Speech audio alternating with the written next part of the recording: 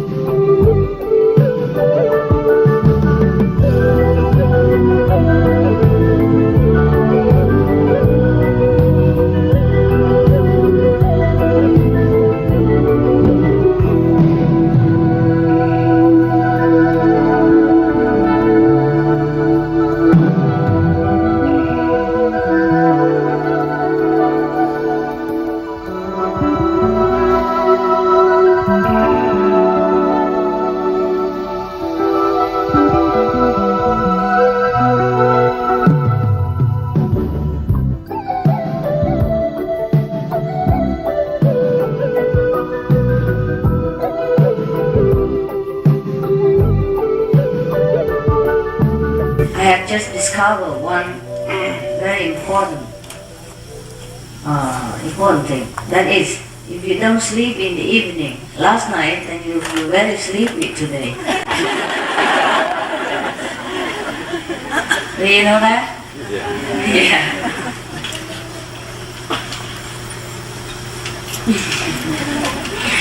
Did you sleep enough last night? Yes.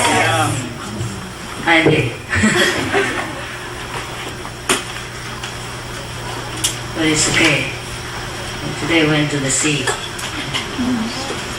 What do you mean, oh? Huh? You don't know there's a beach around here? Did you go to the beach sometime? Huh? You swim? Too cold, huh? Yes. I saw a lot of people swim, you know that, today. So cold, I don't know how they do it. Well, I did it in the Himalaya before, but I never do it again. You know, in the Himalaya, it's the Ganges River, and the most, sacred river of the Indian people. And it begins in the Himalaya, very high mountain. The place where the Ganges River first originates. It's called Gangotri, means the source of the Ganges River. And I went there, and the water just flowed directly from the ice. You don't see any more river, just water running from the icy cold mountain. And that's where the water came from first. And then you can bathe in there. A lot of people go there to take a bath in summer. And then believe it, they clean their sin. I told you already, did I not? Yeah? No? Jesus. You have bad memories. Which is good for me. When I run out of stories, I can just repeat the old one. You don't know the difference. Okay, so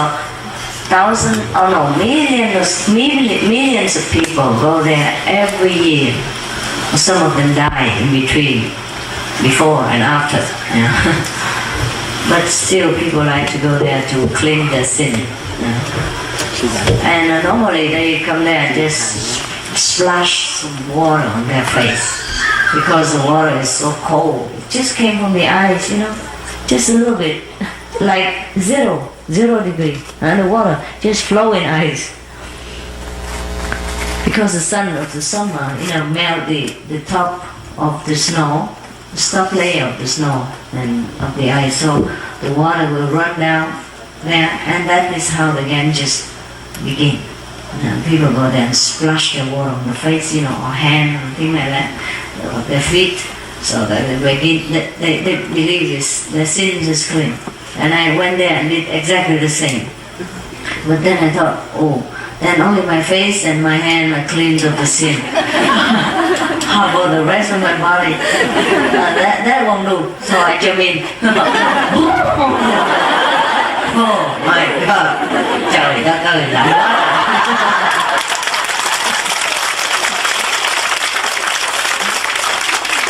Nói như thế này lạnh muốn chết. I jump in, I have to count to 5. 1, 2, 3, 4, 5. Then I have to jump out. Because then if you don't jump out after 5, you never jump out again. And you will float out, to the plane like this and become one of the many. Because in India, after people die, they don't bury. No? Mostly they will burn the corpse, or they just throw it in the Ganges River.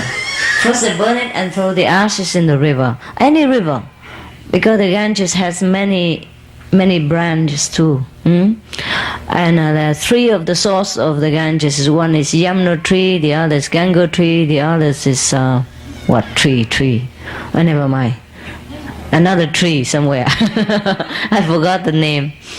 And mostly people in India, after they die, no, not after they die, but after somebody die, the living will burn them. The one who has money, their bodies will be burnt by their relatives and friends until become ashes, and then they put into an urn, box like this, and then they went to the water, big water like Ganges River, and throw it in. But some people don't have enough money, so they just throw it in, and then after a while it becomes swollen and white, it looked like a foreigner, Yeah, originally it's black and small, like Indian, but after 3 days it's become like an American. Really fat, big, white, all swollen. So sometimes if you walk along too long, along the Ganges River, because there are many roads along the Ganges River, and you walk too long and you're tired and you don't know where to rest, you just lay near the Ganges River, not too near, in water, they will rise up in the night, and then take some of the body, the still intact body and swollen and soft and white, and make it the pillow. It's very soft. You try. No, I don't tell lie. You try. Or you can meditate on it, So when you go to India, there's no need cushion so clumsy like you. Just go to Ganges, the riverside, and pick any of your size or bigger size. Then just sit on it. It's pretty soft. Soft and just, spongy.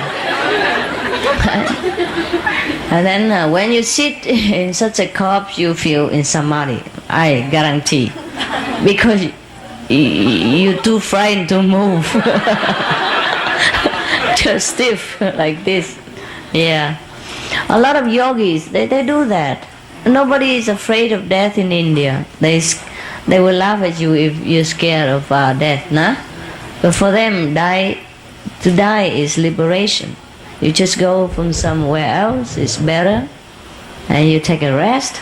And if you want to come back to this world again, or if it is your destiny or your mission to come back, you will just come back. Yeah, no problem. And it is so. Of course, there's some places unpleasant, but most people go to pleasant place, like astral paradise, and then come back again. No? And when you die, the body has no more problem. It won't cause any problem to anybody else.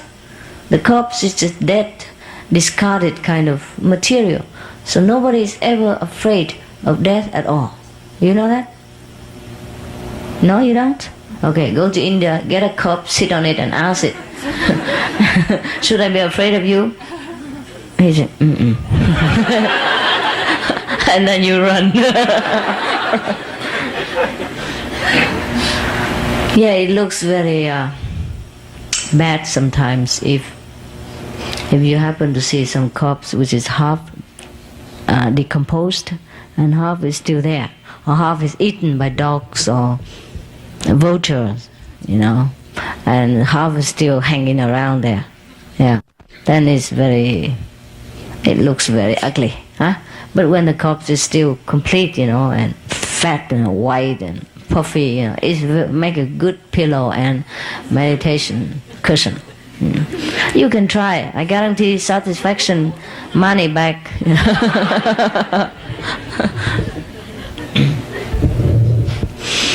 The rumor has it that because of so many decomposed body in the Ganges water, that's why the water is so pure. Yuck.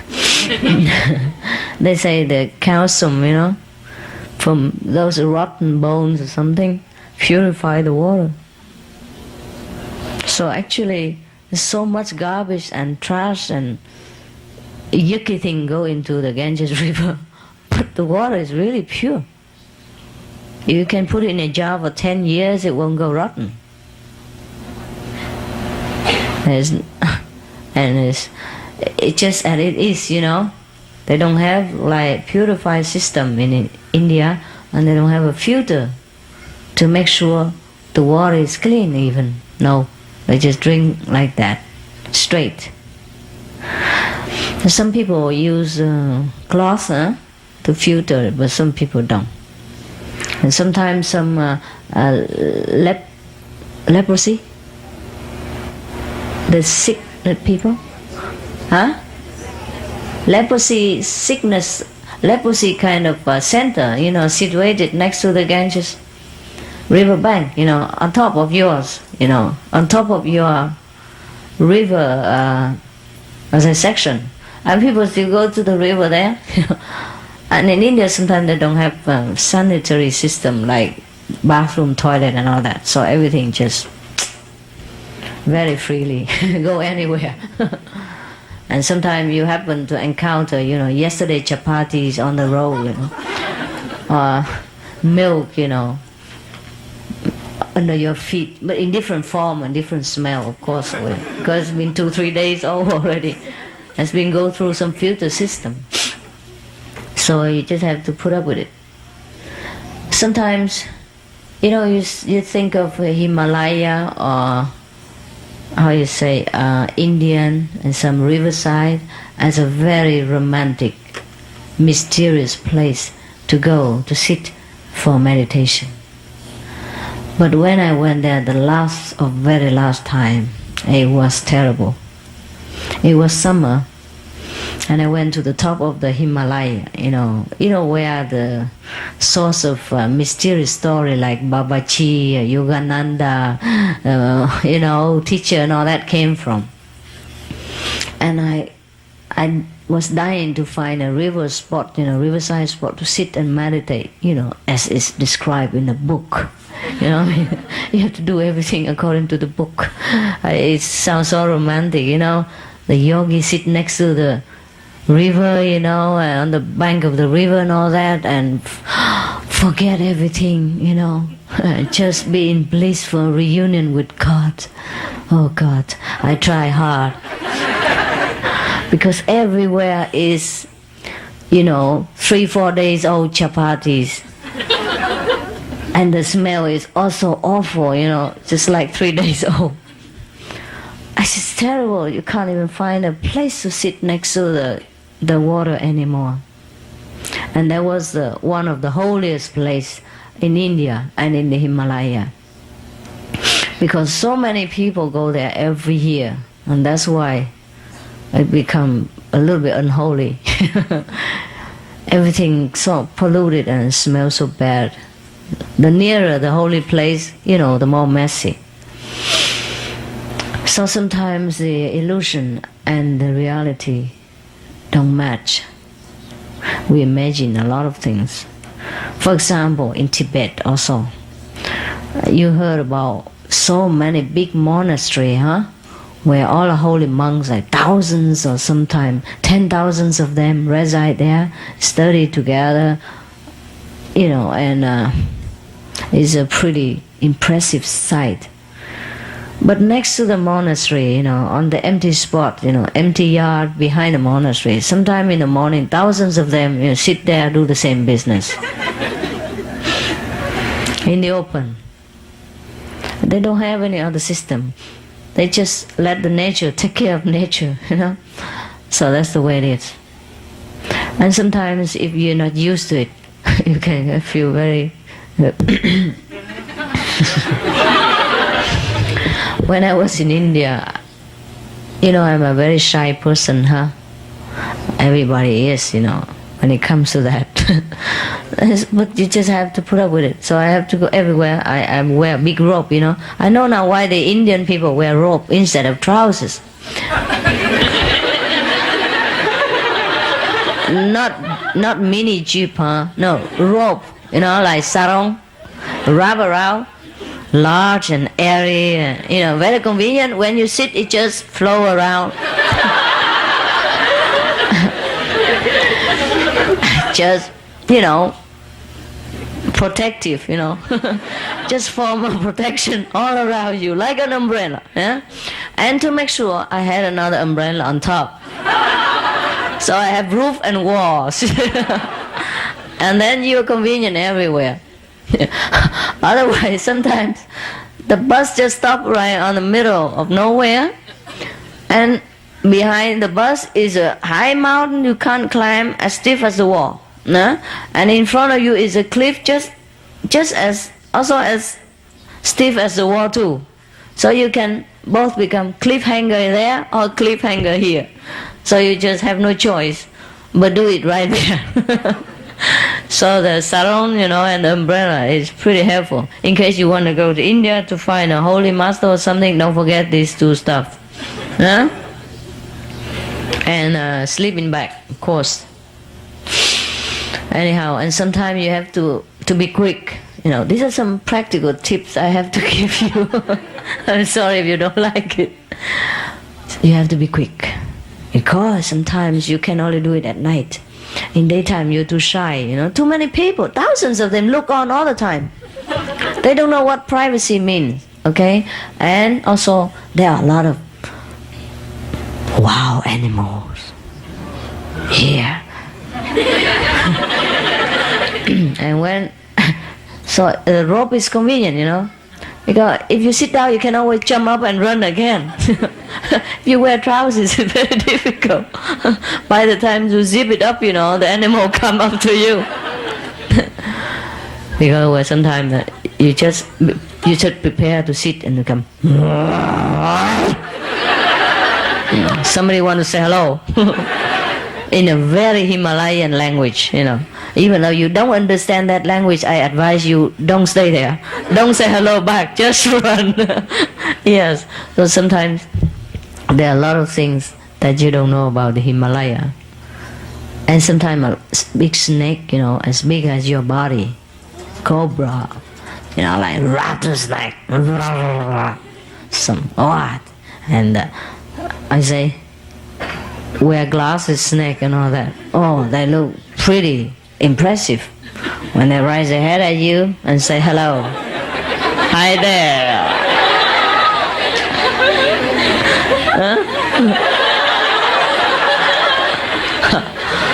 I don't think you should return the greeting. Either you stay still or you run fast.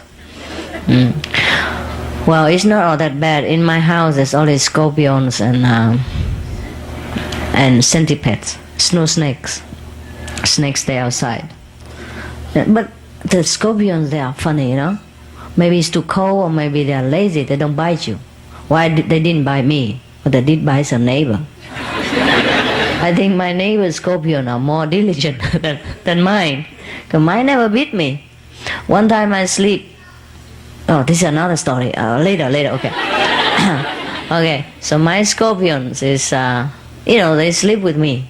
They sleep under the couch, huh?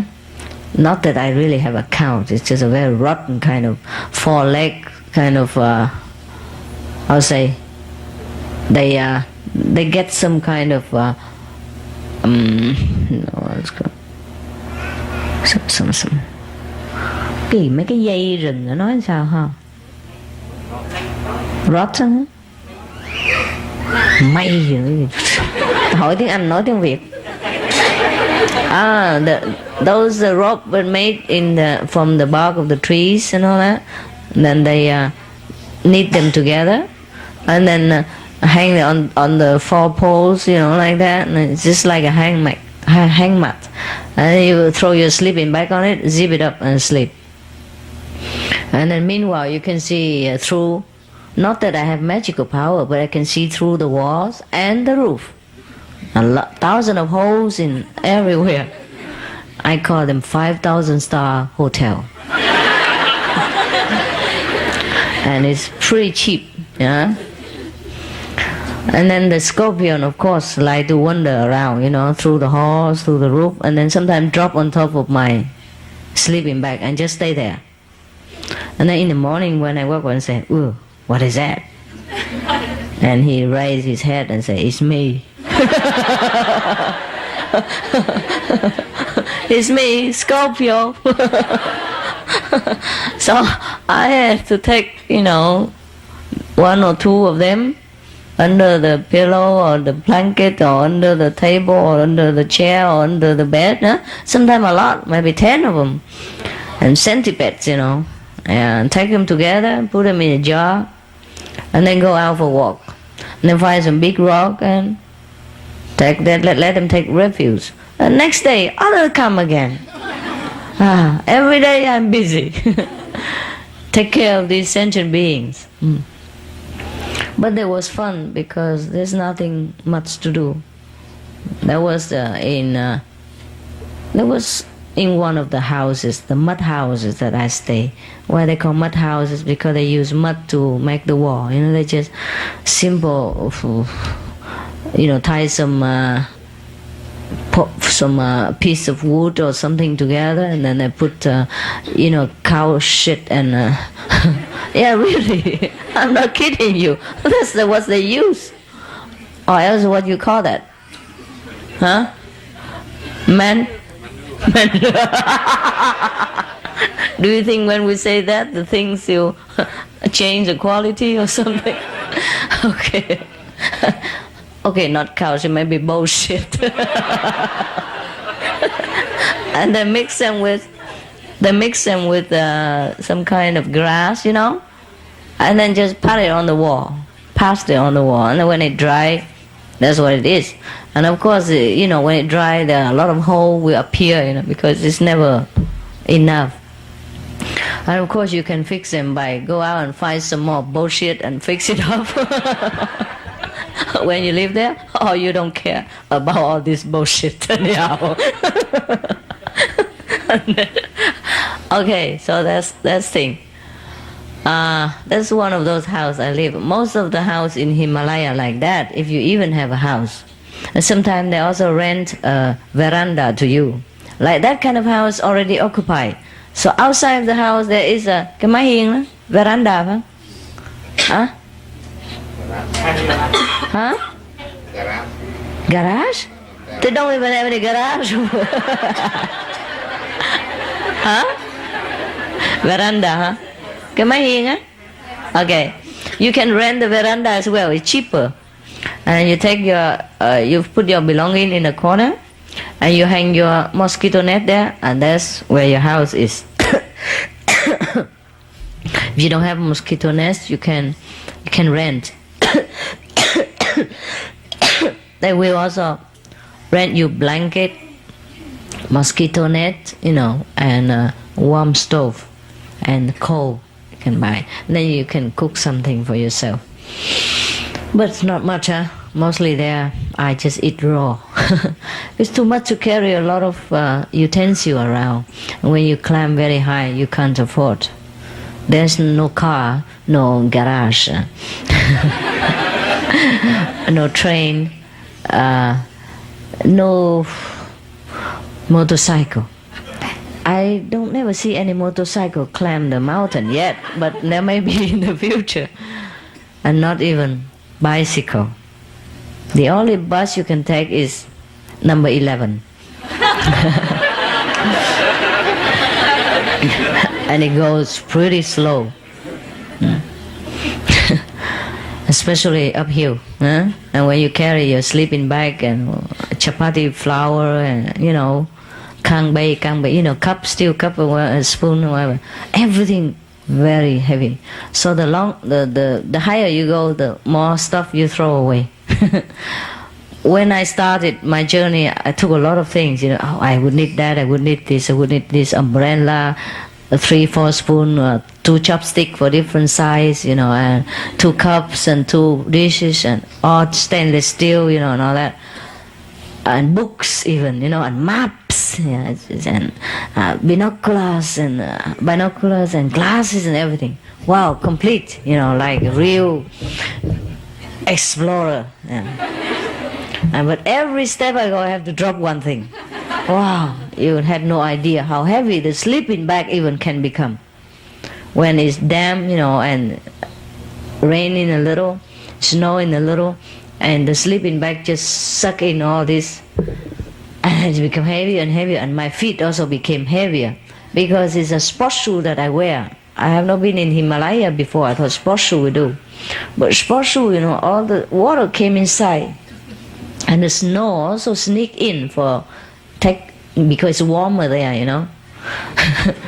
And I take refuge in my shoes. And then after I walk for many miles, the feet became very big and heavy as well, and you walk like this.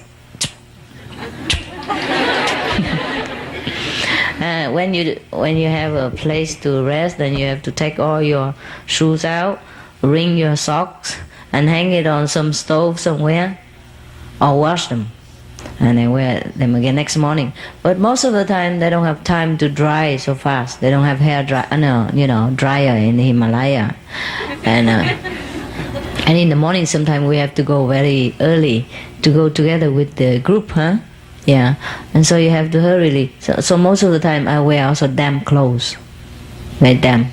I have only 2 pair of clothes, so I get one wash and one wear. But sometimes both of them look like wash because it's all in the rain, So I have a choice either to wear that one, soak it in the rain, or to wear the other one was soaked in the stream water.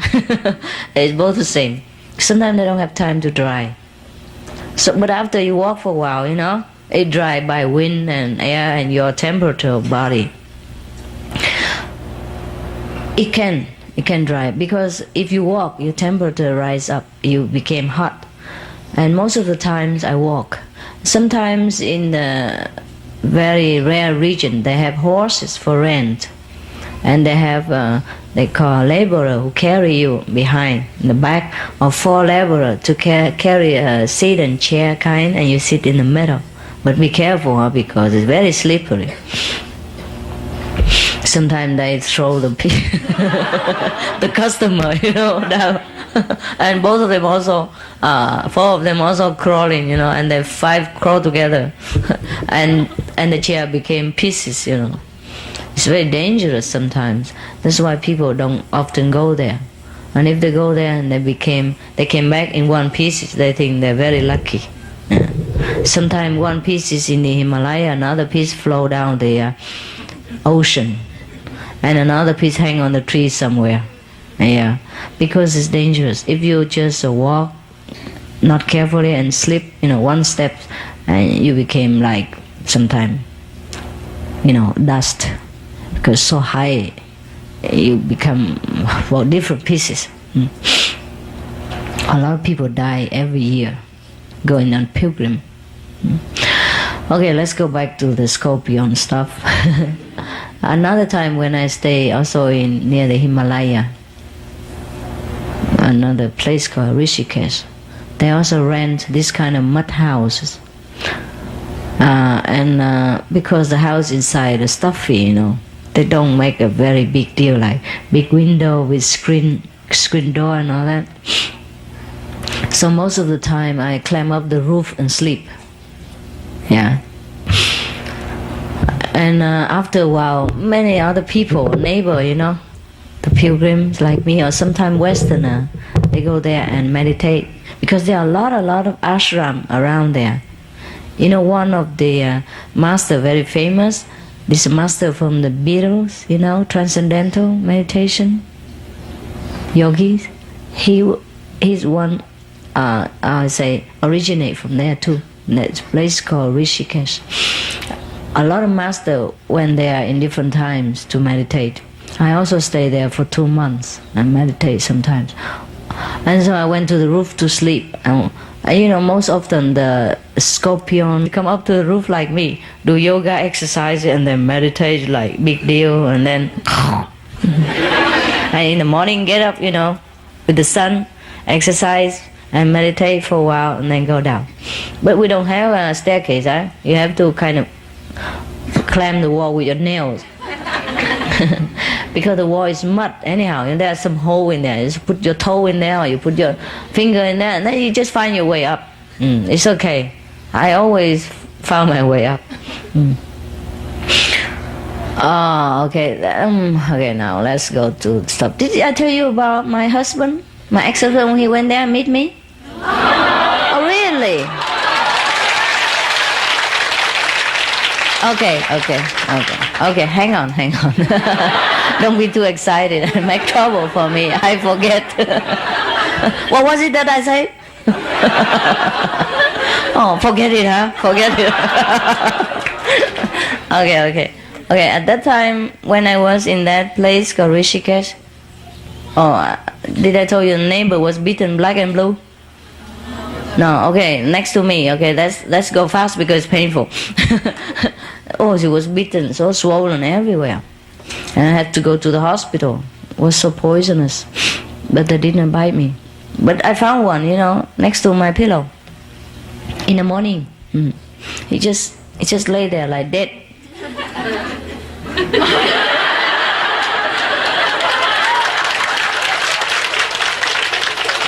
And I say, hi there, are you alive or dead?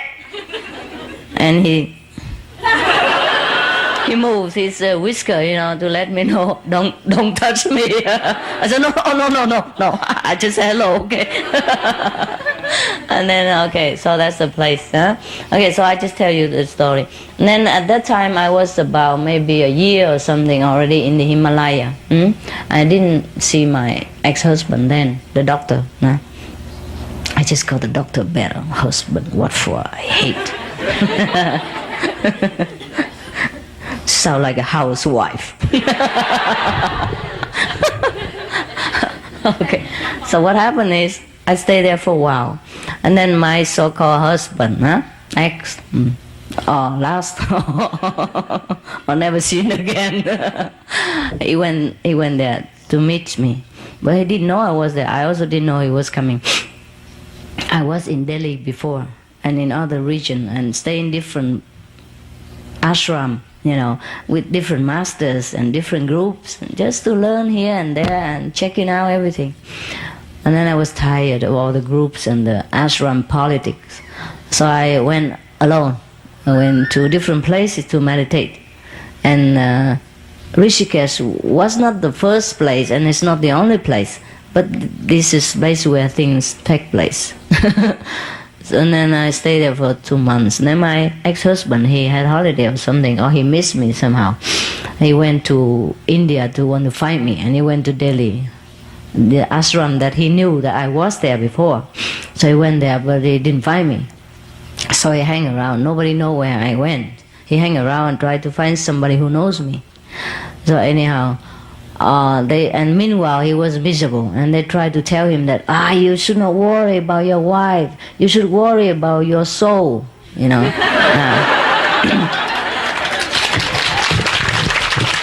that?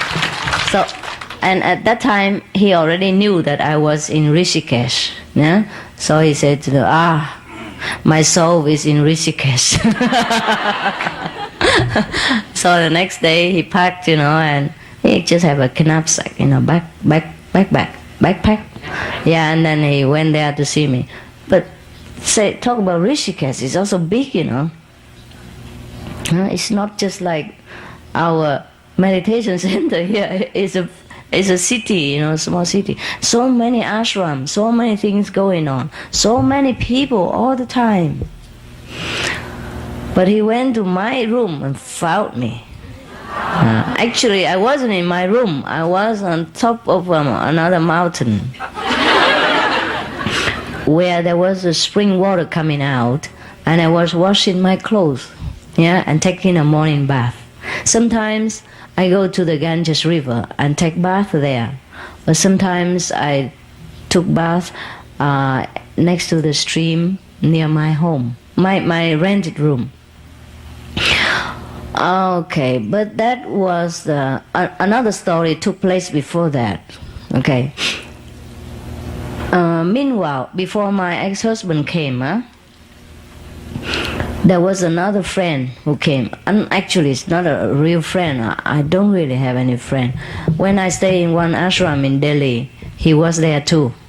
And he was kind of famous because he's Canadian Chinese, the one and only in the group of Indian or Western people. And I'm also one and only kind of Asia face over there. So he and I were both very famous. I was famous because I worked for the ashram, and they named me Smiling Steps, because they say every step I go, I smile. Yeah. So I never saw if I smile or not. I didn't possess a mirror there. But I was very beloved. And sometimes people even bow to me, They prostrate in front of me, and I scared. I was so scared. Those with long beard and big turban, about 70 years old, it was fit enough to be my grandmaster. Sometimes they just prostrate to me. I don't understand anything. Anyhow, that was by the way. Okay, and he was famous there, and I also knew him because he brought there with the trend like survival into 24 centuries, things like that, with raw food, sprouts and wheat germs, whatever that is. So everybody in that ashram, because they also bored, have nothing to do, they follow him. And he was a kind of, survival guru. And then we grow wheat germs on top of our bath tower, and grow sprout in front of our, window, and on top of our washing sink, thing like that. So he was famous for a while. Nah? And when I was there for a while, he went there also. He went there, and then he somehow found me, and he saw me, And then he asked me, "Oh, this is a nice room. Actually, very cheap, just a mud house, square like this, a top, no window, no door, Well, you can have a door, but, look like no door at all. Quack, quack, quack, quack, quack, quack, like that, a big piece of wood, and then you have to push with all your might. And then when you open it, bang, sometimes it bang on your head, It's very difficult. So he likes it, because in such a places, to find a private room like that is heaven. You can stay in any ashram there if you want, free of charge, but you can only stay 3 days in each. That's the rule. Because they don't want you to stay there forever and bring all the lice and louse and, rise them there and be attached to the ashram. So they're very hospitable, but 3 days only, and then you move. And then you keep moving all the time. It's very tiring. So got a room like that, and then he was very interested. He asked me whether he can rent one himself. I said, "Oh, not at the moment, not that I know of, but 3 more days, you have one next door to me. So if you want to wait, and you can come back again." He said, "Oh, I don't have anywhere to go. I don't know how to go around here." The first day, I said, "Okay, then stay here in my room.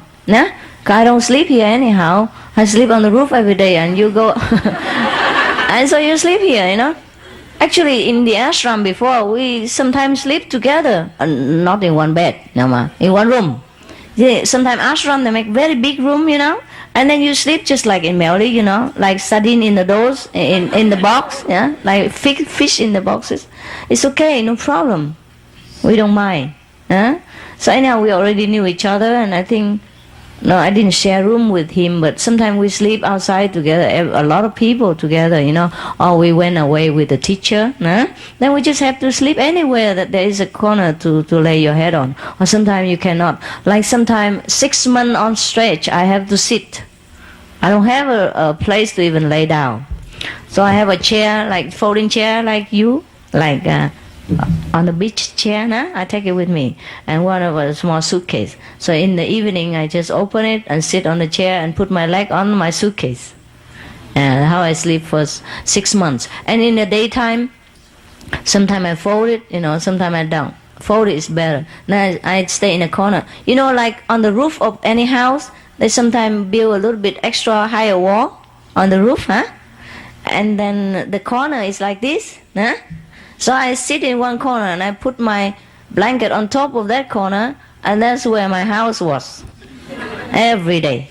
It's just pretty hot there, In summer, it can be 40 degrees Celsius. But I have no place to go because sometimes the ashram is overflow with people. And I don't like to stay together with people too much, because they make noise, they snore, and they have diarrhea, and they sometimes smoke pot, everything. So I prefer to stay alone. Even one corner alone is better than together with hundreds of others. So okay, I stay there. In the daytime I cover with the blanket, in the nighttime I just sleep under the stars. And sitting, very, very simple. So when it rains, I don't have much to even move. I just take the chair and the luggage, poof, go into under the veranda roof. Okay. So now, where were we? Jesus. Why I go so far like that? Huh? Can rent a room next to you. Yeah, then when I go there. Ex-husband. Huh?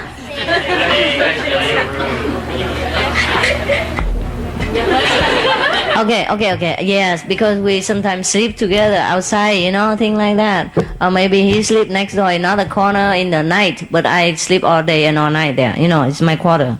I don't have anywhere else to move my stuff inside the house. Everywhere, the cool place, the safe place are all occupied. Even on the floor, everywhere. Sometimes like in Melli, huh? Or anywhere that you go, like hotel, and you sleep on the floor. Every corner you occupy. So that's the place where I put my stuff all day, all night for 6 months. And then, so it's okay. We don't mind, man, woman. At that time, I don't even think.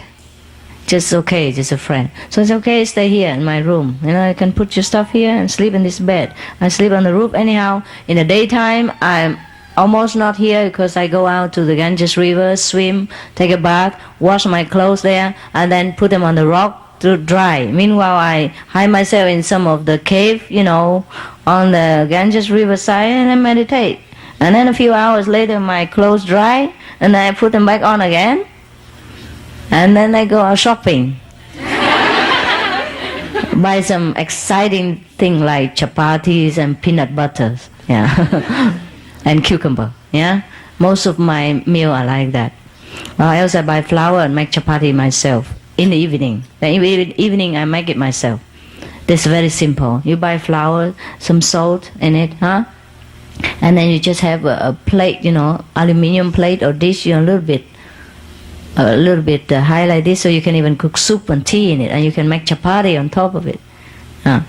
So I just roll the flour together, the way I teach you, and then put on that, and then turn over, and then eat with peanut butter. That's very nice. I live very simple life because at that time I didn't have much money. I didn't ask for my ex-husband, and I didn't want to borrow from anybody. I just stretch, my money as much as possible. Very simple life. So I said to him, you can use my room until you have next room. I don't sleep here, and daytime I'm gone, and nighttime I sleep on the roof. But it doesn't matter if I sleep together with him because he probably, the room we sleep here, he sleep there. We did that sometimes. So, okay, he put his stuff there, very grateful, and then go around, go somewhere else. And in the evening, he came back and sleep on top of the roof also with me. And meanwhile, he found his girlfriend, or I don't know, or the girlfriend just found him, or any girlfriend, I don't know. And then they nestled together next to me, and that's okay with me. All right. And then the next morning, probably my ex-husband came. Okay? It's also okay with me. Yeah. It's okay with me. But then he found me, and then he wanted to speak to me, and he wanted to take me around, and he wanted me to be with him, blah, blah, blah. It's okay with me too. But I said to him, wow, this is the last day of my 7 days retreat in the middle of the Ganges River. So would you please wait for me until the evening, and I come back? Huh? Because in the middle of the Ganges River over there is a place that's just like an island. But in the daytime you don't see it because the water will cover it, or cover nearly. You can't have access to it. You can, at nighttime cannot go. At daytime you can go. You go when the sun rises and you come back when the sun sets. Then the water is still not so high. You still can see the rock, and you can walk over back to your home. But if it's a little later, the water will be too high, you can't walk, and there's no even boat to bring you from that small island in the middle back to the river bank. So I went there every day to meditate, because there was a very famous master who lived in that, opposite the bank, next to the island. Yeah. And he told me I should go there and meditate in that cave for 7 days, and then you feel good. He told me. I said, okay, why not? I have nothing else to do. Because his disciples always go there and do retreat in the daytime. And nighttime she has to come back because it's dangerous to stay there. Sometimes the water come very high and cover the caves. You can't stay there. So I went there every day and meditate. And that was the last day of my 7-day retreat that I promised the teacher. And then when my husband came. So I said, okay, stay here, wait, I come back. I tell him I come back about 6 o'clock in the evening. 5 o'clock the sun set, and I walk out, and then I walk around, and then there is a boat to take me back to the other side, and I walk for a while, and then about 6 o'clock, fine, huh? But that day, I couldn't go by boat. There was so much wind and rain, the Ganges water became like an ocean, so much waves, so no boats coming. So I wait for one. I know it's no boat, so I had to turn around and walk many miles upstream, where there will be a bridge, hanging bridge, and then I can cross over there and then run back along the side of the riverside and go back to my mountain up there. So that take longer time. It's about 7 o'clock or more when I reach my place, but my husband already gone. Yeah. And they told me, just left. And I don't know what's going on. So I found my friend. Oop. So scary. I found my friend, the raw food survival into 24th century. So I say, where's my husband? At that time, he was still my husband. So it's okay. He said, oh, he just gone. I said, how he gone? I told him to wait for me here. He said, I don't know. He's just gone. And I said, what's this? Because I recognized it was a movie camera that was belonged to me before I left him. It was given to me by my fiancé, the other one that I did not marry. Also not a doctor. It's a long story. Forget it. I was chased by a couple of doctors, but forget it. Just the main one enough for you. Anyhow, that one is very rich, the one that I did not marry. Very, very rich. Ooh. He had a big box full of jewelry, antique. He said, that belonged to you. Now I have even more.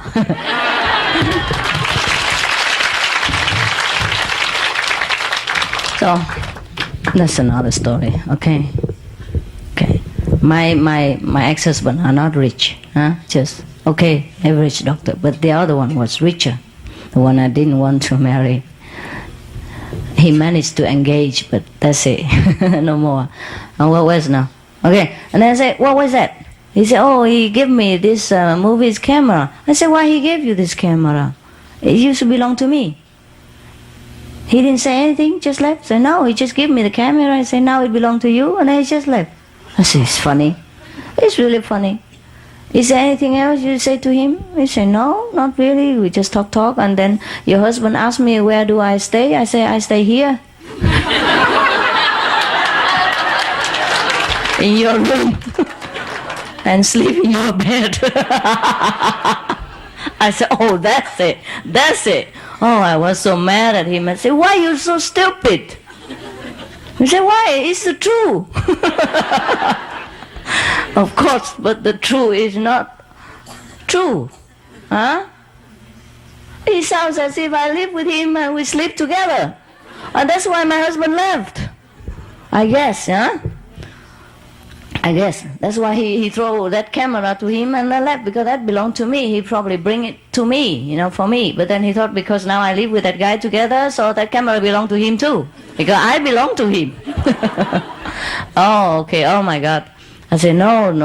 This is bad, And I was so kind of mad and kind of panic, and the guy didn't know anything. Said, oh, she changed. It's strange. And then I run, I run after him. I run to the bus stop, find him. But then he's gone. When I arrived, he just gone. A few minutes ago.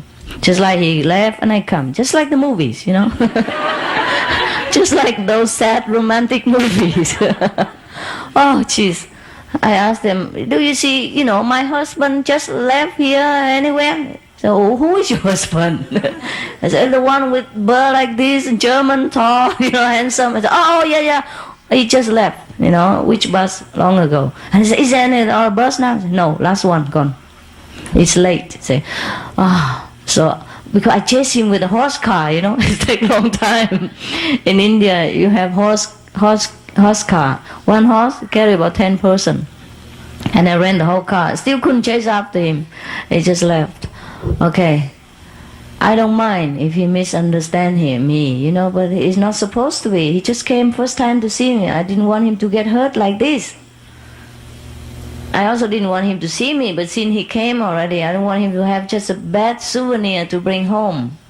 He came such a long way and we didn't see each other for a year, and I don't want him to feel so bad, Suppose he felt bad, otherwise he wouldn't have throw the camera there and go without saying one word to me and without written even a note to say why.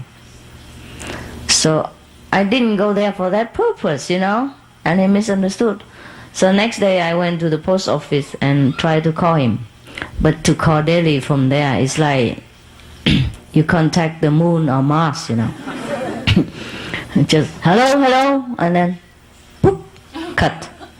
And before you can even say hello, you have to wait half a day to get the line. There's only one post office, and there's a kind of, old-fashioned kind of transport communication.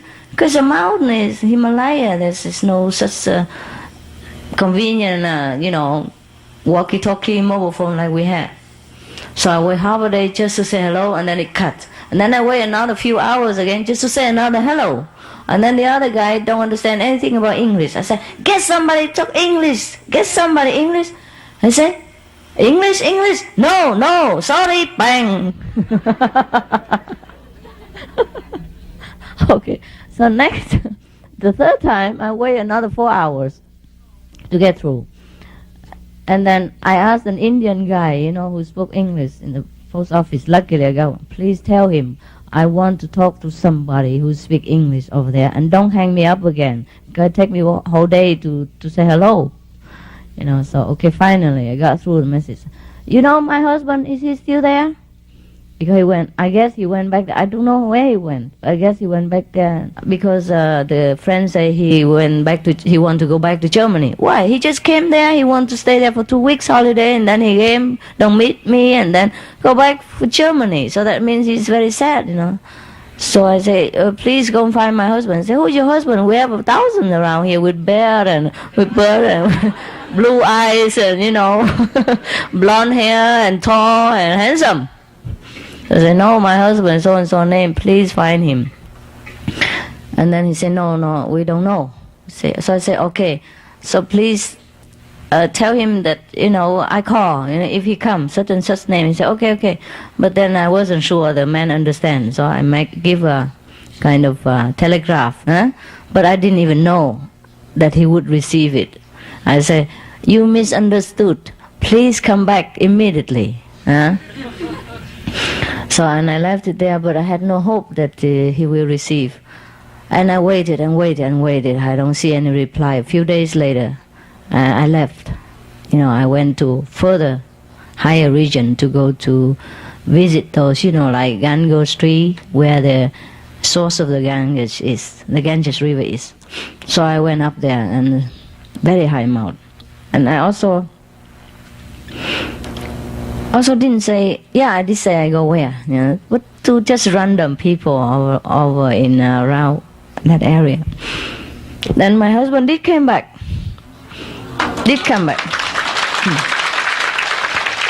And then he did ask the people there and chase after me up to the place where I was. I was in a midway only, and then I stay in a hotel, before I go further. At that time, in that place, you still have a hotel, if you can call that a hotel at all. But at least you have a room with 4 walls, like in a prisoner, you have a cell like that, solitary cell, and that's enough, because at least it keeps you solitary from the mosquitoes. You hang your mosquito net there between the 4 walls, on top of the nails that you nail on the wall, and then that's it. You just jump in from the door, and then you're in the mosquito nest and in the 4 walls. And it's cheap, it's not expensive. I can't afford it too much.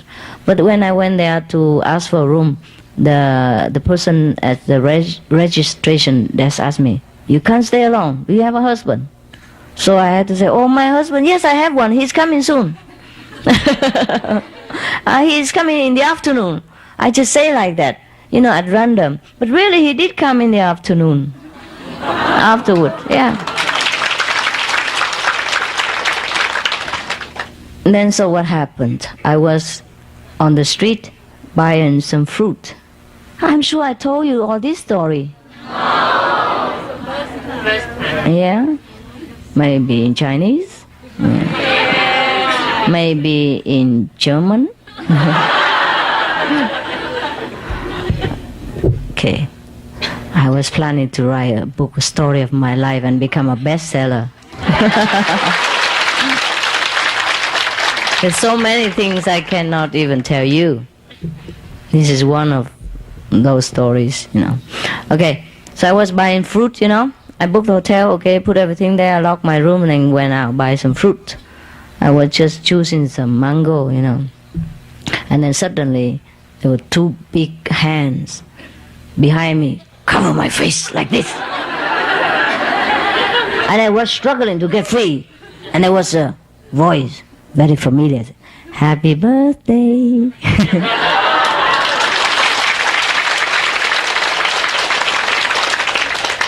And I turned around, there he was, my husband. We had the same birthday. Yeah. So I said, "Okay, happy birthday to you." And so that night he stayed with me there, and then we traveled together up there. I didn't have to explain anymore, because he know I'm alone there. Yeah, and he never asked about the guy with the camera. He probably knew too. When he went there already, probably the guy explained to him that he just borrowed my room. Meanwhile, he had already a room next door, and then with his girlfriend. So probably he went there, then everything is clear. The truth always comes out. I didn't even have to say anything anymore, because when he found me in the Himalaya alone like that, in a small room alone, then he knows. Okay, and then he was very happy, that I let him travel with him and then walk together to many different places. I show him the Himalaya that I know through the maps. And many of the legends, the stories, the mysticism hang around concerning those places. And he was fascinated, But he was a non-believer, He was a Catholic though, until he didn't pay the church tax, and then they kicked him out. He said, "I believe in God, but I don't believe in church tax." So the priest also did not believe in him.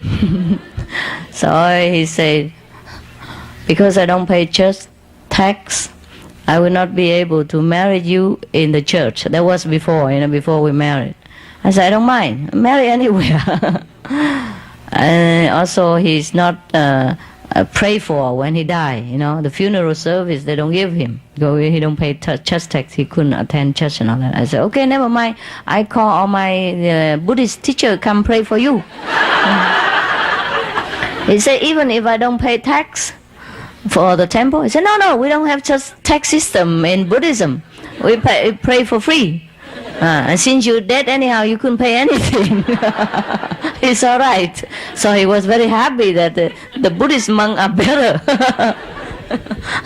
He said, my God, 25% tax is wicked, I can't afford it. He said, can't afford it.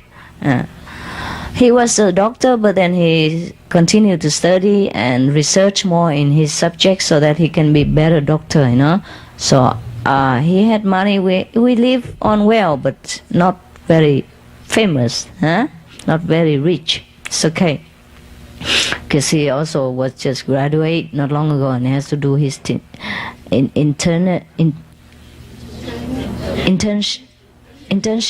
and apprenticeship, for 2-3 years without not much pay. And also I have to buy a house and all that, so I understood. I never demand him anything. He give me what he can, and always unasked. Very generous husband, very considerate. I never complain about him, never, nothing. Except sometimes some woman patients or nurses, they they felt like they should need some protection from him sometimes, and it take longer than it's necessary. They even came to my house for protection. Then I was a little bit, angry. Otherwise, not much. Oh, where were we? Huh?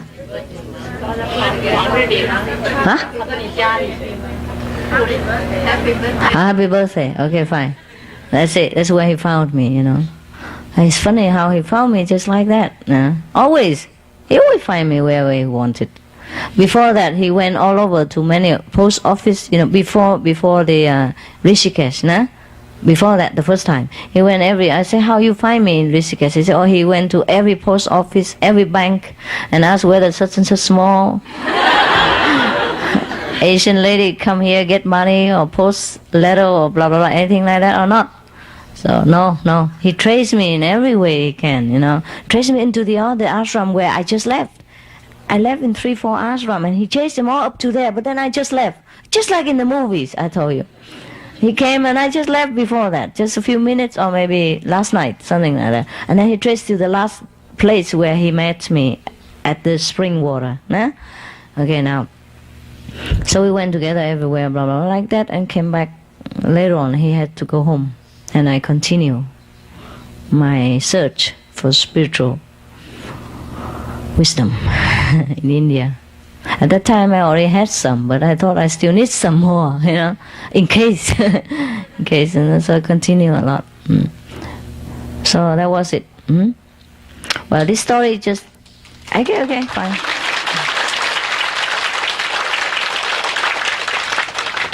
This story, sometimes I want to remember, just to remind me that sometimes people can be very wrongly accused, or wrongly judged by just outer action, by just simply the so-called facts, but it's not the truth. Yeah. If that lousy guy just say a few words more, would have saved my husband tickets and time and agony that he had to go through for 4 or 5 days. He still loved me at that time, and he expected me to sit cross legs and somewhere, like a holy person, not to run around with a guy like that, and survival up to the 24th century with him. So I didn't want to hurt him so much, he was very hurt, that's why he left immediately. Don't say even one word, don't even say goodbye, nothing. He was a gentleman, you see, he didn't want to trouble my new relationship. Thanks a lot. I didn't need it. That lousy guy keeps saying more, He knows he's my husband. Why he say, I live here, I sleep here. He could have said, okay, she lent me her room, but we are not boyfriend, girlfriend. Then I would be more grateful instead of being mad at him later. And I was mad at him and he was surprised. Oh, you changed. Because I have never been mad before during all this time in the ashram or anywhere else, and everybody knows. I was a smiling angel, And I had no reason to be mad at anybody, except that he's too stupid to not to be mad at, I say, you're just so stupid. And that I left, and he said, oh, you changed.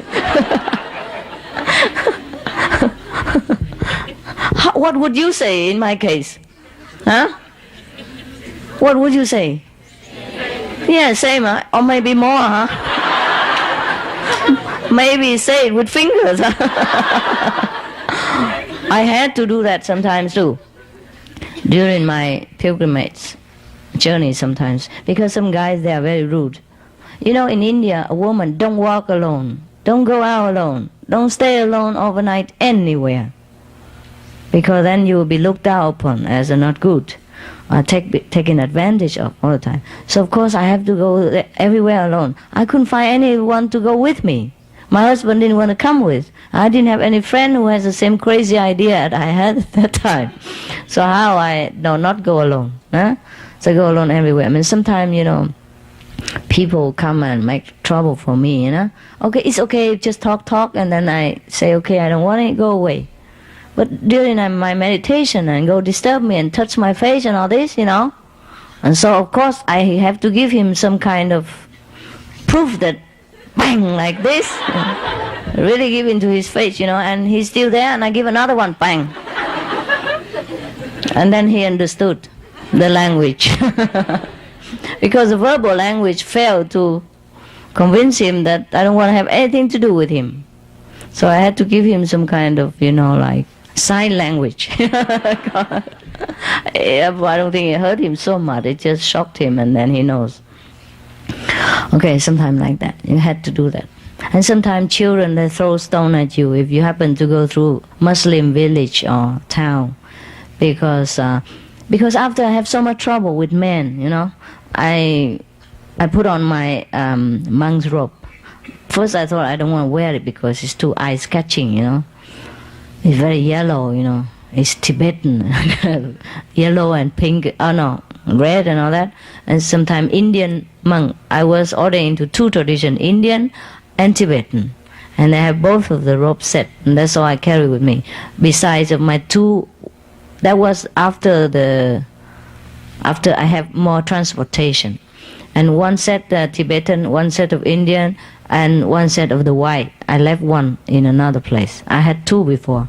A white, like pajama, like tunic, that I went to Himalaya with. There was only two, but after I was ordained, I have two more. So I wear them alternatively, to let people know that I'm a nun, And even if I travel alone, I don't mess about with you, so leave me alone. But then I have another problem. Like, everybody want to come and take me home, to worship and to offer. In India, they respect monks and nuns so much. They call them saint. They call you Babaji, Maharaji, Mahatmaji, Mataji, Chi.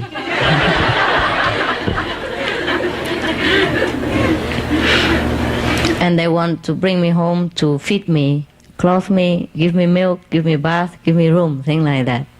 Because these people are renunciate people. But I don't know, they are not always kind to other monks and nuns. It's just to me. But I have to always refuse, because I don't like to be worshipped that way. I just go around and I'm just an ordinary person. But that's okay, also fine. And one time I went into a very big camping camping place. That was in Haridwar. Haridwar means gate of heaven. It's one of the very big, famous, important, holy pilgrim place in India. And every 12 years, they have a Kumbh Mela. Kumbh Mela means a gathering of all the saints and seers and sages in India. It doesn't matter where the person stay, where the monks or the seer or the yogis, the saint and the sage is the one who can see things and future and all that, one who can see psychically all that, or the one who already attained enlightenment and all that, or one who had not attained enlightenment and all that. Sometimes they hide themselves in caves, in mountain, remote. But at that time of Kumbh Mela, every 12 years they would gather in that place together, and people would come in millions to prepare thousands, hundreds of thousands of tents, free of charge for these monks and also for the pilgrims, whoever like to overnight there. Of course, never enough. But still, they reserved one tent for me when I just passed by, and I said, could I sleep somewhere? And they lead me to one very big tent, as big as this, front place quarter together for me. I was so scared because it's too big for me. And then later the monk and other people want to come in and sleep with me, but I was so scared, I'm not used to it. They sleep so near, and sometimes they want to hug you and all that. I said, no, I'm ticklish, cannot do that. So I ran out and went to another tent. I think that monk was a little funny. I went to another tent where I sleep with more people. I feel safer. But even though that is a very full tent already, very full, very full. And I sleep on edge of the tent, and with all the smelling feet and, kicking around and slapping around hands all the time. And I could hardly sleep. So finally I woke up and went out, And then that monk chased after me. He said, go back, sleep in that big tent. I said, no, I don't want it, thank you. He said, no, you have to go back. I said, no, I don't have to. And he said, no, you must. If you don't go back, I say, you're stealing something. I said, come on. And he still tried to force me there, So I just pretend that I go there. And then after I see him, just walk around, I go through the back, under the tent. I crawl under the tent and go through the back and then run away. I was scared of him. I even had to protect myself from monk. Can you believe that? Alone is very dangerous. So be careful. He forced me there. So he said, I will steal something, so I have to stay. Can you believe that? Maybe he just wanted to protect me, because he says it's dangerous out there to go alone, and I don't know it, but I say it can't be more dangerous than this. I thought it couldn't be more dangerous. I was scared, I was alone. And that man was so strong. I don't know if he's a real monk or not.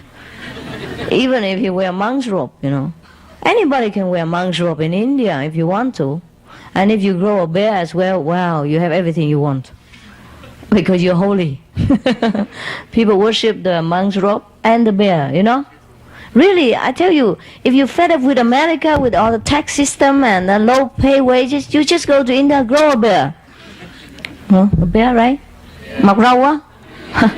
A bird, yeah? And a mustache, yeah, as well, together. And let it grow as long as possible. And to be sure, you dye it in white. And then you sit next to the Ganges River, just sit there, do nothing. And then in front of you, like magic, will appear fruit, milk, chapatis, curry, anything you want. And sometimes all the beautiful girls are prostrating in front of you, the holy sage. Really, if you have a bear, people think you're holy. Luckily, I didn't have one.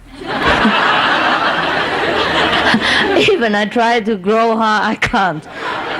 So I said to myself, forget the sainthood. Who need it? That's true, huh?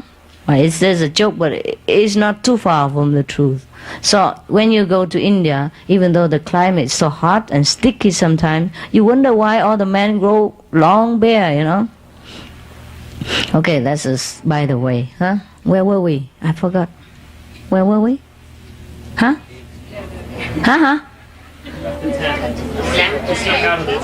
Oh yeah, I sneak out of the tent and run away. I know where he was, so I sneak where he cannot find me.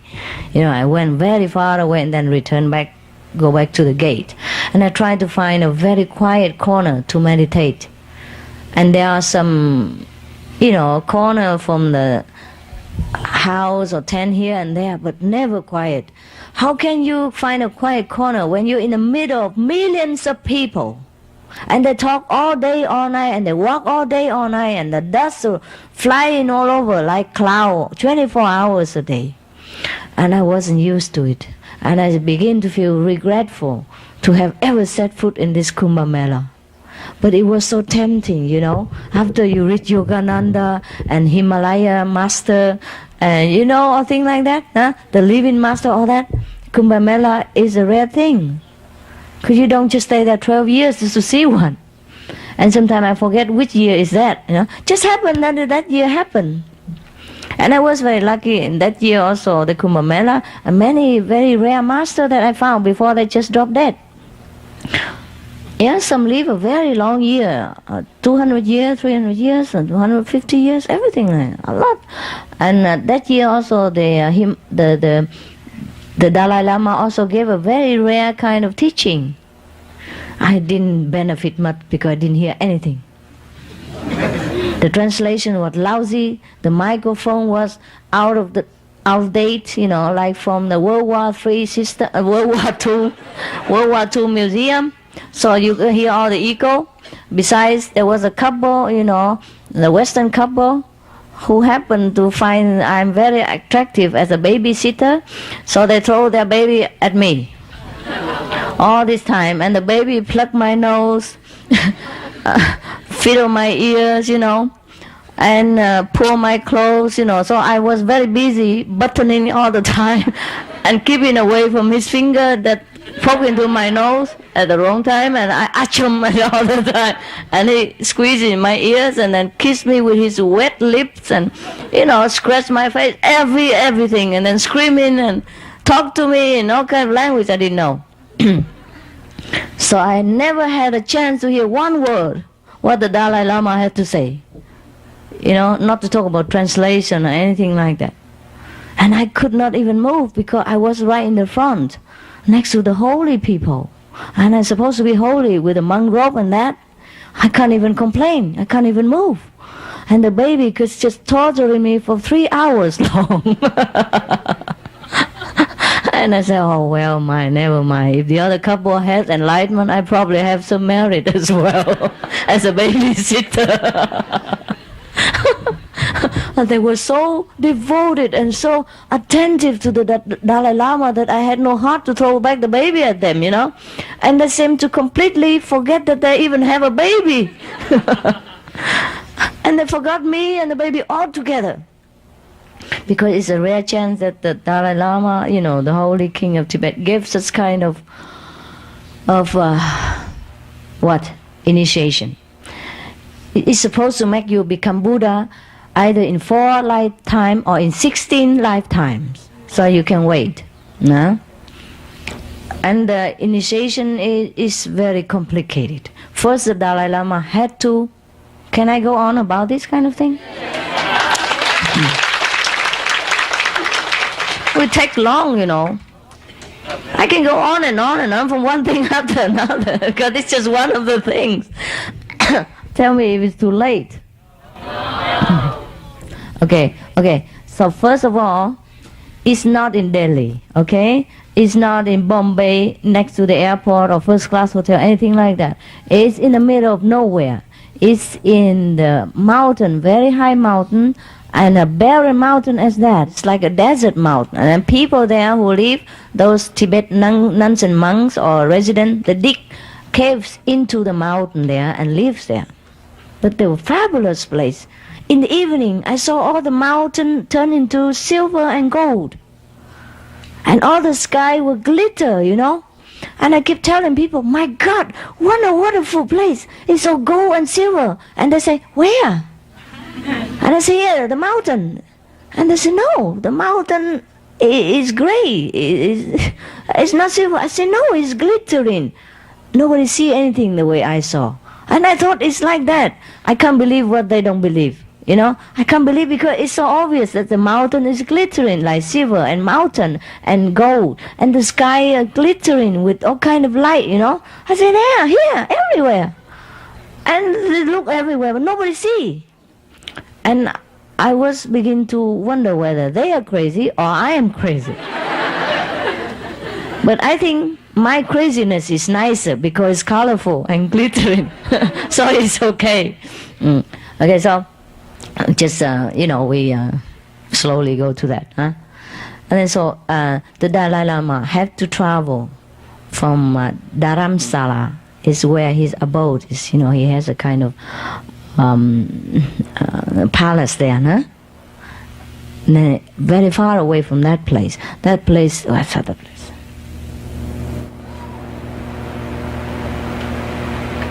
I forgot the name. Just now I forgot. But I know. I still can remember if I want to. No.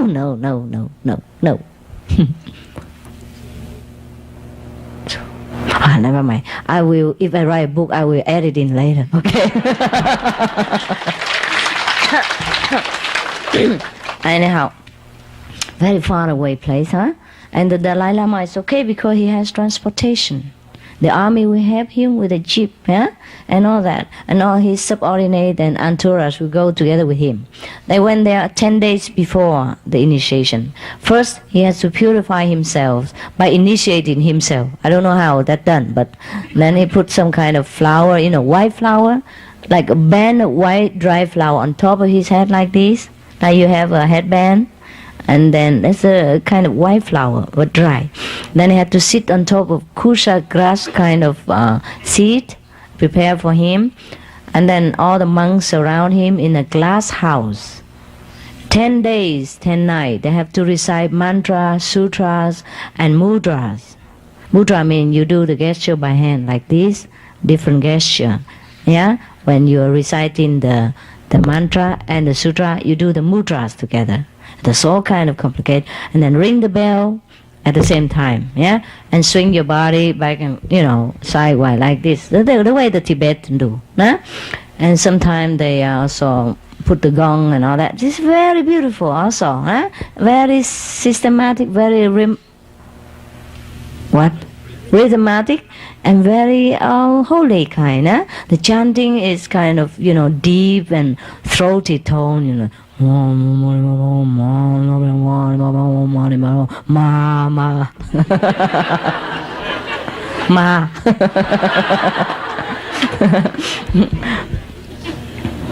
And then you feel airy, even though if you don't know what it is, but you feel impressed and airy and very holy indeed, you feel awesome, huh?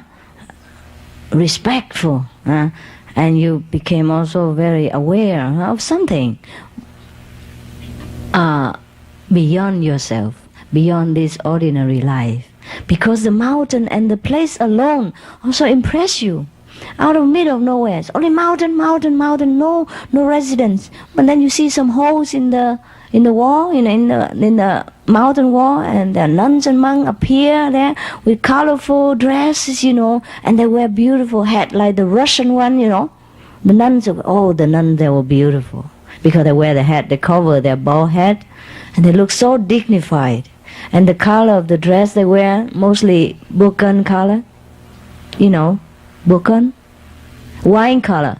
And then they drop some yellow kind of outfit on it, and chasa, a piece of how you call it? Help me. Look like blanket, but it's packed together 100 pieces, Quilt, yeah.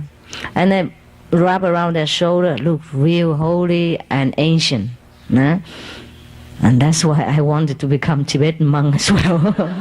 Because they just look beautiful. I had some of these clothes set before. Oh, I think you saw me in the picture, huh? Okay, so now we forget about that. And then out of middle of nowhere like that, 10,000 of people came and walk around all day making a lot of dust. Because there they don't have cement, they don't have paved road, they don't have stone paved road, nothing, just dirt. Dusty. Because the mountain is also bare. Because they cut whatever grass and tree they can find to burn, to cook. So the mountain has nothing at all. But it glow like silver and gold in the night.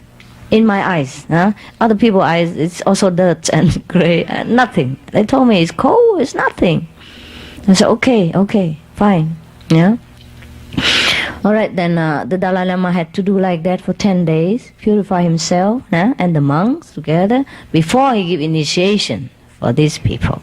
So they were very, very kind of solemn kind of occasion. It's not like just walk through initiation like here, or walk in convenient method the way we do. But we had more experience. I didn't have any experience at that time. But you're supposed to, when you dream, when you go to sleep at night, they tell you how to dream. You must dream of something. And if you dream of monks or kings or that, then it's supposed to be auspicious. Then you become Buddha very soon. I don't know how soon, but it's supposed to be very soon. But you just have to believe it. And if you happen to dream about devil or woman and all that, then it's no good. Yeah. So I was trying very hard to dream of the monks, but I haven't seen any that come to my dream.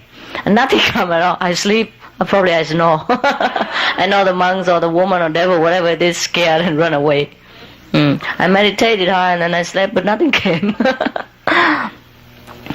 Except the silver and gold mountain and the glittering sky with light. I don't see nothing more. But I saw that before everything, before initiation. Actually, it wasn't initiation. I hear nothing.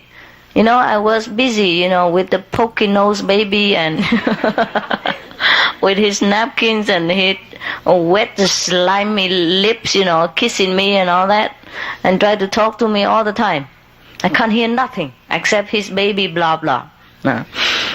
So I don't consider I was entitled to be a Buddha very soon, even if I saw some monks in my dream. And that was it. So a lot of people went there for initiation. He has many Western disciples who come all over the place to see him, especially in such occasion. And before you get there, you have to walk sometime many 10 of miles because there's no car. You have to walk through river, climb many mountains, and sometimes you happen to be lucky and you have some truck meanwhile. So you have to combine, you go by bus, and then you go by train, and then you go by hiking, and then you go by horse car, and then all the time you go by buffalo cars, and then all the time you walk through mountains, climb the mountains, and then all the time you walk through tunnels, dug through the mountain, all the time you swim through the river, and then all the time you happen to find some truck that they go around in the mountain, they want to carry rocks, and then if there's empty space behind, they let you come up one rupee each person. 1 rupee is maybe about half of a cent in American money. Yeah. Over there is different, huh? Yeah. Very cheap. Okay. But the trucks are very dangerous place to be on. Because there's no roof, nothing. And the truck is high and the mountain road is very tricky. There are a lot of rocks that is hanging from the mountain on top of your head. So you have to watch out. Because if you stand up or you sit on the truck and your head a little bit above the roof, then the rock will hit you. So you always sit, hit, and bow, stand, so your head always have a chance to exercise. Either turn left, turn right, turn to the front, or turn backward. It's up to you, up to the situation. But you have to be fast, or the mountain rock will send your head somewhere else and then send your body to the Dalai Lama, probably. So very dangerous, but better than nothing. And then that, not to mention the way the truck drive, because the mountain road is very windy like this, and then sometimes it's very stiff, and the road is not paved, and you walk you stay on that just like you are riding on a horse, it gallop like this, and sometimes you have to stop because landslide. The rock and the sand will run all over on your plate, on your head, and then you have to stand up for your right and shake all the sand and get all the stone from your ears and then run. And then wait until the landslide over or it never over. Then you have to run back again, find another road, and then run through another mountain, it's longer distance, and then walk again. Sometimes people die, the whole buses or the whole truck, because landslide come without warning. The whole mountain seems just like sliding down upon you and then send you ship rocketing to the pit under there, which about sometimes many miles deep. You don't see the bottom, so you never see the bus again. So very dangerous, yeah? But it was exciting. I was young and stupid, so nothing really scares me. But everything scares me now. Everything. When you get old, you don't have courage anymore. Now if you pay me $2 million US, ask me go back, do the same journey again, I say, no, keep yours. Really, it was very challenging, you know. And then sometimes you walk through, because you can't bring too many things with you, and you have your luggage, like a sleeping bag and some clothes, then you have to put it on your head with the plastic bag. You have to protect your clothes, because if you wet this one that you wear and you don't have another one to change immediately after you came out of the icy river, then you can become one with the river again. You know, you cold, you stiff, and then they throw you in the river, and then you become one. So that's the problem. See, you have to protect your clothes. You put it on your head, or even when you swim, you have to put it on your neck, you know, with the plastic bag and on your back, so you don't get it wet. At least you must have one pair of dry clothes to change immediately after you swim in the river, or walk through the river even. You see? So it's not that easy. The way I try to find the truth is hard way. But it was okay with me. What else would I do at that time? I had nothing else to do except to find the truth that I want to seek. See? So anyhow, finally we arrived. And it was such a beautiful and romantic place, I told you. And then we stayed there for maybe 2 weeks. Until the initiation over. And still can stay on for a while. And I told you already, the Dalai Lama was always very kind to me, Especially, I don't know why. Every time I see me, he spotted me in the crowd. Ha! Hello, come here. And then he always gave me some of the precious medicine that he made himself. This medicine is specially Tibetan. I probably told you already. It's made of 72 different kind of precious stones and rare medical substance. It maybe over 100 substance together in one little tiny pill like this. And it's, you know, it comprises of a lot of precious stones, even like lapis lazuli and all that kind of thing, in powder. And all kind of very rare Tibetan mountain medicine plant herbs that combine together. And it's supposed to combat all kind of disease, make you live long life, and all kind of negative power will be defeated. Small pill like this, but very expensive. Even his brother, the Dalai Lama brother, had to buy it himself. Not for free.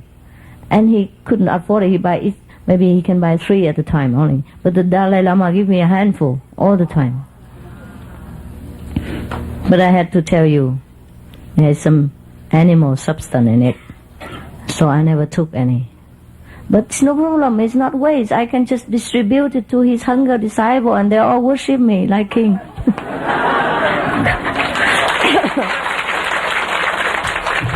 Because I don't have any. I saw that I was the only one that he ever gave personally medicine like this. Every time he saw me, he gave me medicine.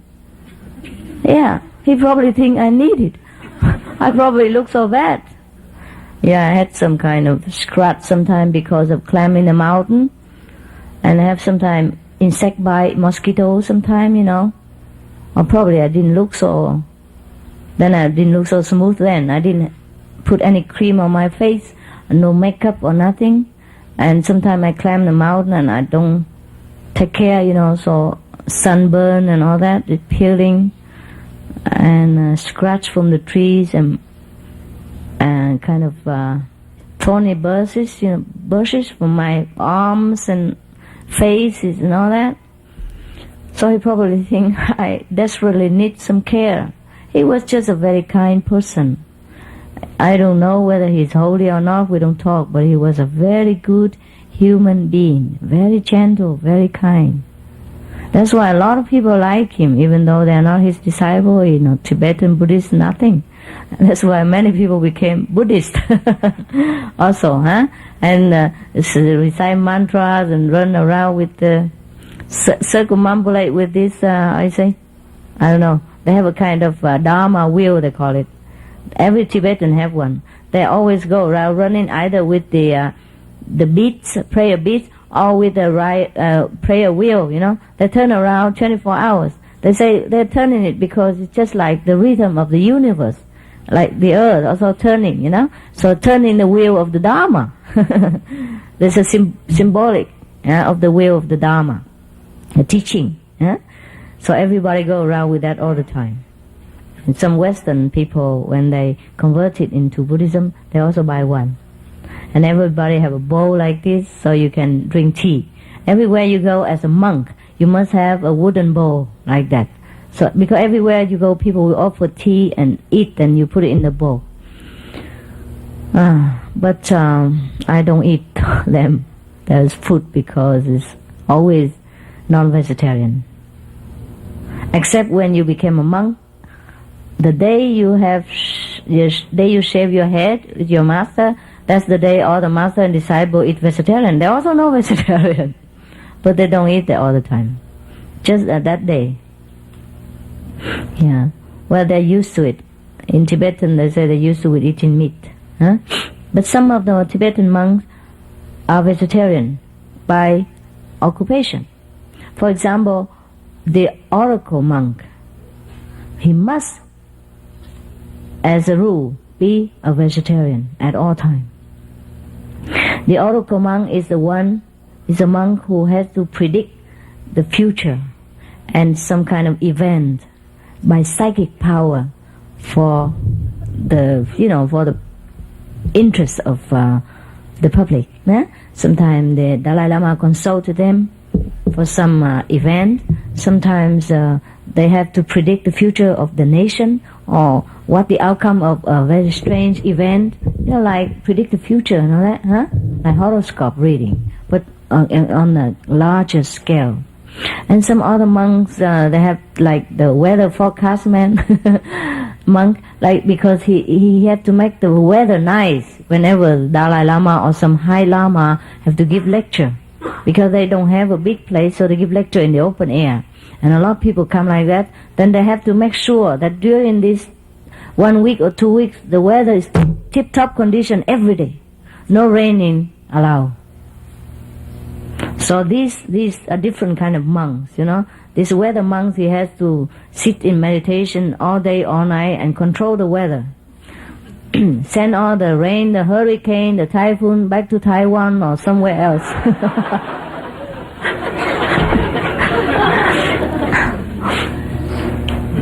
Yeah, it's true. I had also the honor to study with some of them. And I probably was too stupid, and I told it to some of my disciples. And that's how it came, the story of making rain in San Jose last time. And that's how some people scolded me for boasting. Remember? Yeah. Remember the story? Okay. I didn't really boast. I didn't even make rain anymore. I just tell him that, okay, I go and find some rain gods where he drink wine and get drunk and sleep somewhere. I just spank them and make them get up and make rain for you. I made joke with the man who tried to sell me the place in San Jose. And he believed in me.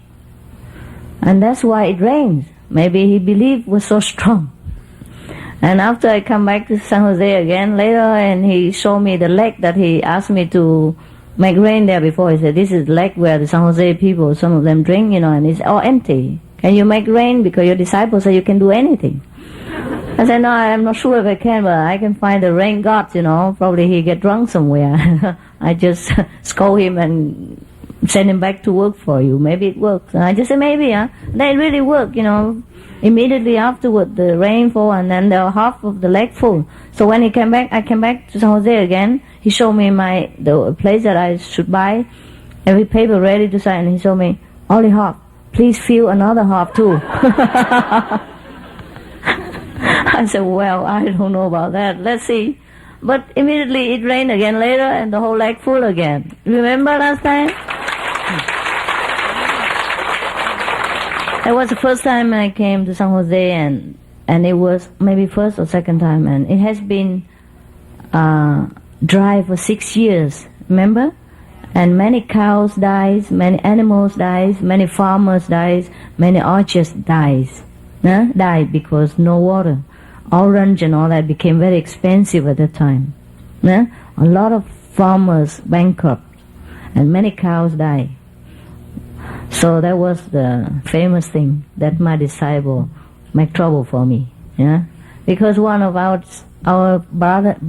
sister told the agency that want to sell the land for me that, oh, my master, she can do anything. So the only thing that person want for me at that time was rain, because I don't have water there. So he bring me to. But it happened that the mountain I bought is next to the lake also, and the lake normally have to be full for the resident around there to use, but it was all empty until the last drop already.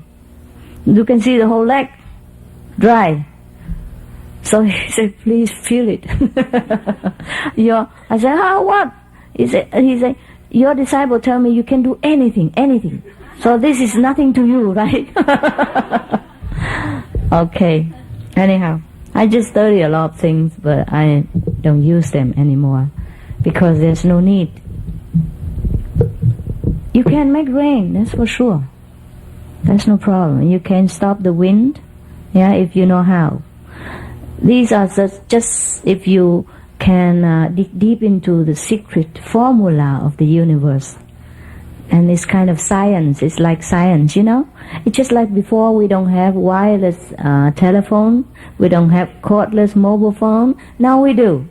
If suppose 200 years ago, if you talk to some people long distance in a box like that, and the other one receive your voice just like next door in another box like this, black and small in your hand, people would think you're a magician, right?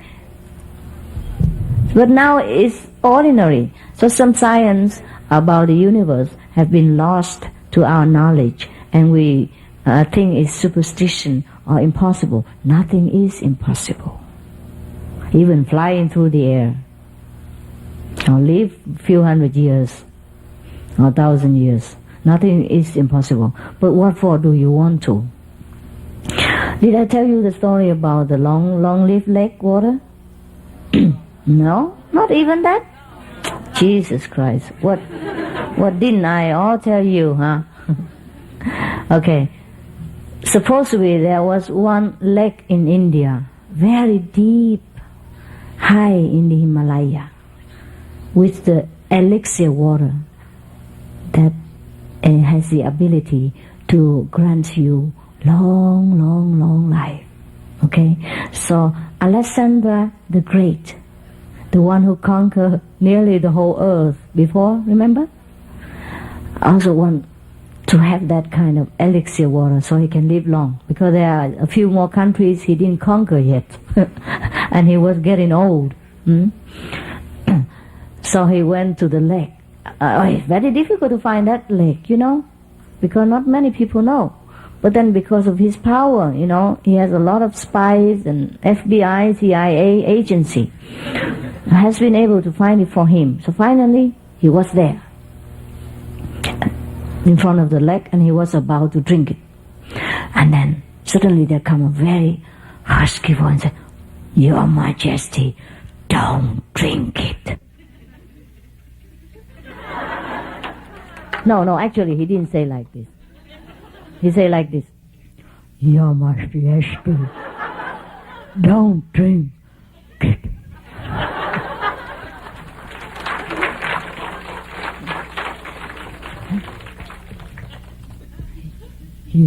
He threw himself at the feet of the emperor. Oh no, he threw himself at the feet of the emperor. I said, please, Your Majesty, don't drink the water. It's dangerous. And the emperor, Alexander the Great said, why? How can it be dangerous to me? Because the elixir will give me long life, and I will conquer the whole world, and I will conquer the moon, the sun, and the whole universe if I live long. What's the problem with you? Why you obstruct me from drinking this water? And the old man say, look at me. I drank the water many hundred years ago. What will become of me now? You can see for yourself.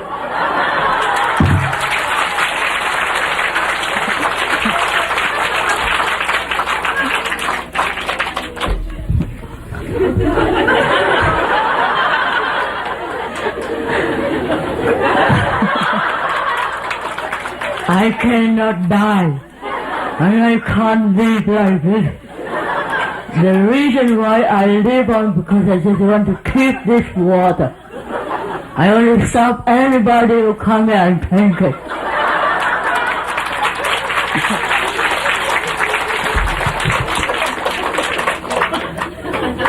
So, Alexander the Great got the message. I supposed to be a legion, I don't know if it's true or not. I wasn't there.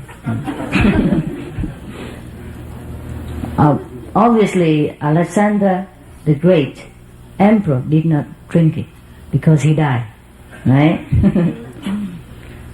Where were we? Before the lake, where were we? Huh? Where were we before the lake? Huh? San Jose. Oh, that was too old-fashioned. All right. Okay. I remember now. Okay. The monks, the Tibetan monks, with different magical power. Okay. So anyhow, so you know already, about the rain monks and the rain monks and the oracle, The oracle monks supposed to be vegetarian. I'm just telling you. That's all. Okay. Otherwise, most of the other monks are non-vegetarian, except the day they shave their head or their disciples shave their head to become monk. And so I never ate those food that offered by them. I just drink tea. The tea is very peculiar, and even though it sounds good and nutritious, it's like you have butter, and they put the butter in the hot tea. See, so they call it butter tea. Even though it's very good for the cold climate, like Himalaya, but it has a very strong, peculiar taste, and you have to be used to it. Or you have to be dead thirsty, and then don't smell nothing anymore, just drink it. But you get used to it. It's quite tasty. It's just that you would probably never drink this kind of tea in your whole life if you don't meet Tibetan people, because it's salty and buttery. It's not the ordinary tea that we drink, either plain or sugar, sweetened. This one is made with butter and salt, so it's very salty. It's good for them, because salt in such a region is like gold. You know that? So in Vietnam, when I was young, I know people used to trade, some of the precious things from the mountain people with salt, because the mountain people, they need salt so much because it's so hot, so high there, and if they don't have salt, they dehydrate somehow, so they need it a lot. So the plain people in the city used to cheat them, bring them salt, but take silver and precious stone and all kind of horns, and or elephant tusk, tiger skin, anything from them they give. If you just make salt too valuable to them that they have to beg you for it, because the mountain folks are very innocent people, very pure, and they're dying for salt. Salt, S-A-L-T. So sometimes they're cheated a lot by the people from the city. Oh God, where I'm going? from Tibet to Vietnam, from tea to elephant tusk. What else should I tell you?